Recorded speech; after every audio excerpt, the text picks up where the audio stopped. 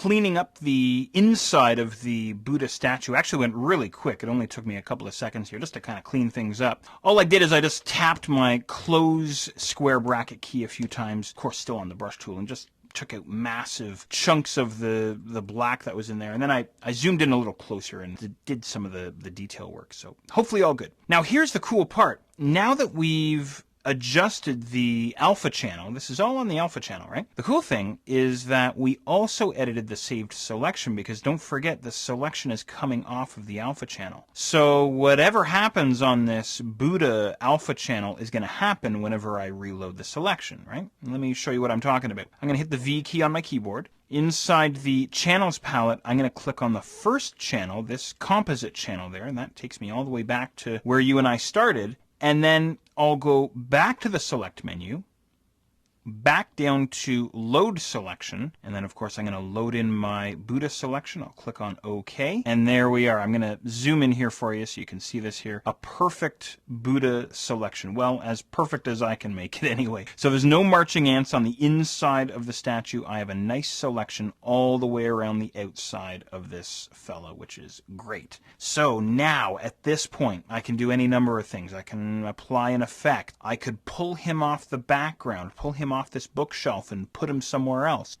Combine him with some elements from some other photos if I want, or run some color correction, or really whatever I want, right? So again, it's really about getting perfect selections here inside Photoshop. And I think using the quick mask mode inside Photoshop, and then of course saving your selections and refining them via the channels palette, via alpha channels, is definitely a way to go. So there you go. Now there's lots more to talk about in terms of working with masks and refining selections here in Photoshop. So let's keep going.